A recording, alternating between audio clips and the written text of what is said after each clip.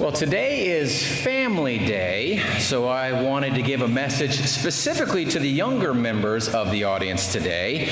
And I'm excited to have that opportunity because, to be honest with you, kids are amazing.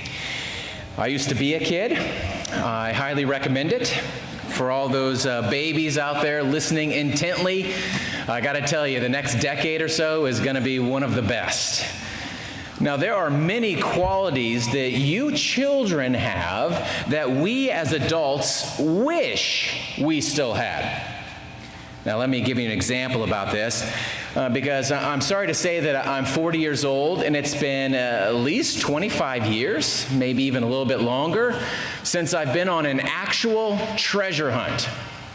And I'm embarrassed to admit this, because if you've been around kids for any length of time, you know that they do treasure hunting right.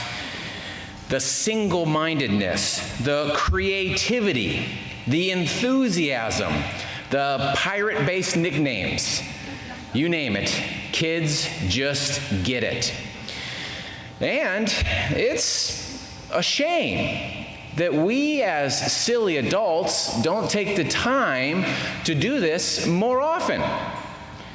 Because actually going on treasure hunts is a pretty core part of our religion. And it's one of the reasons why we are here at the feast today. In Matthew chapter 13, Jesus Christ tells the story of two people that were involved in treasure. The first one was out in the field walking around, and he seems to have just kind of come across it. And when he saw it, he knew right away that this treasure was valuable. So much so that he went back and he sold everything that he had so that he could come back, buy this field, and finally have access to the treasure.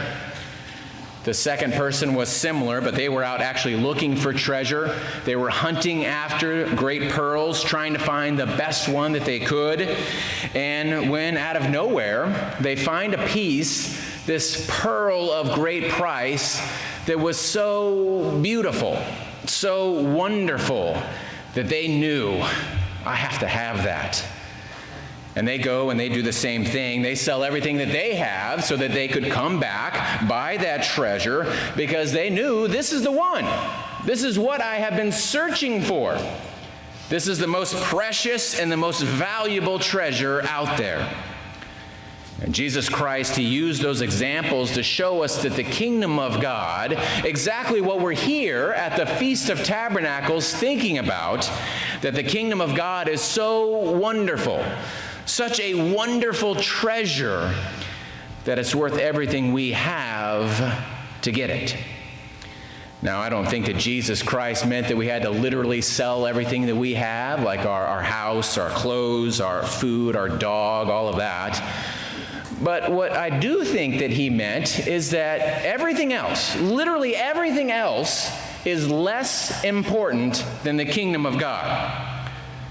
Now, I'd like the kids to imagine with me for a moment. Imagine that the feast is over and you're back home. You're in your backyard. You're digging a moat around the swing set to keep your brother and sisters out. And you have your shovel and you're digging around. And as you're digging, you hit something hard. You hear a clink. And you know what that is. You immediately get down and you start digging with your hands. And you find this old metal treasure box. And you bring it up and it's old. It's barely hanging together. And you lift up this creaky lid, and inside you find this old weathered piece of map. And you know right away, this is a treasure map. And inside you realize this is actually your neighborhood. And there's a giant red X right in this map that points to buried treasure.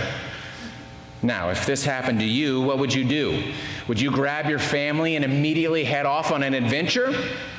Or would you take this map and put it up on the shelf and maybe finish school and graduate from high school, maybe get a good job, get married, and maybe in 20, 30 years, if you remember where you put that thing, cruise back around the neighborhood and see whatever happened to that treasure? Well, no. Treasure is treasure. And I'll go out on a limb and say that every kid out here, every single one, if they had an actual treasure map that pointed to actual treasure, that they would hop on their bike and let nothing stop them until they found it. Kids are amazing. They're great like this.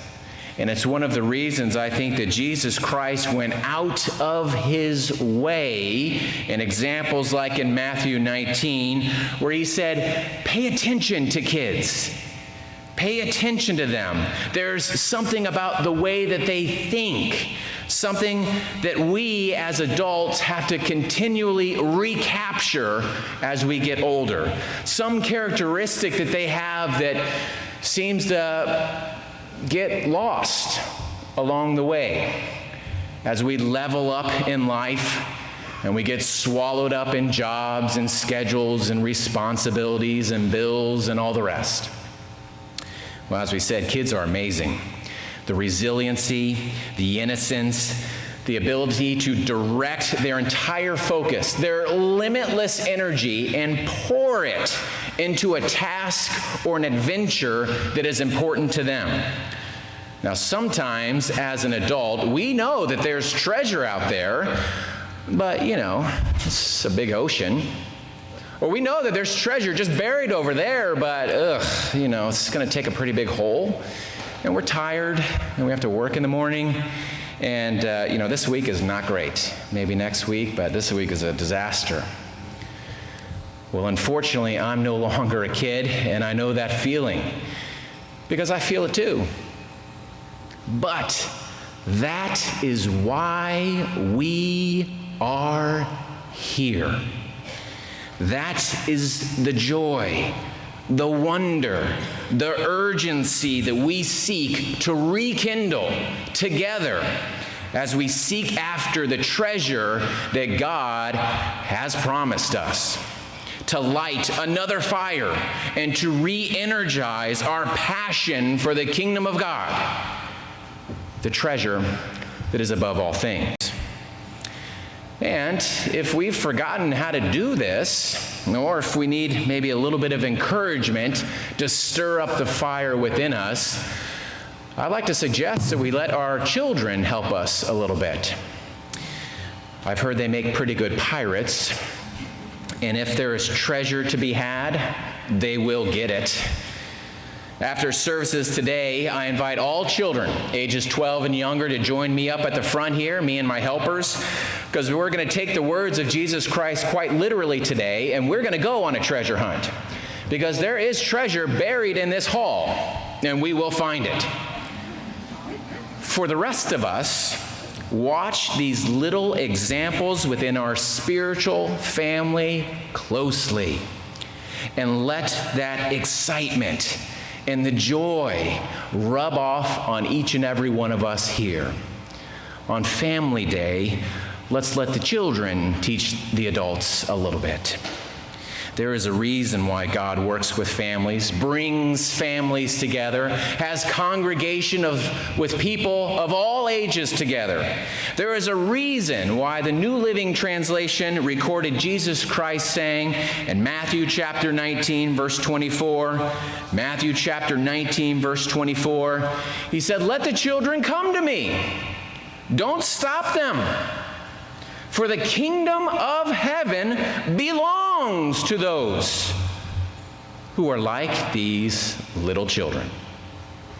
And not only these children thousands of years ago, but throughout time, including our own little precious treasure hunters here today as well. Our very own single-minded, creative, enthusiastic, silly, serious, ridiculous, forgiving, innocent, wonderful children. If we can capture just a pinch of that enthusiasm and that attitude and apply it within our own spiritual treasure hunt, well, then we will be all the better. The kingdom of heaven is frankly the only treasure that matters. Shouldn't we seek it with everything that we have? Well, brethren, may we put on the eye patch, may we raise the sail, and may we cruise full speed in diligently seeking God's treasure, his very kingdom to come.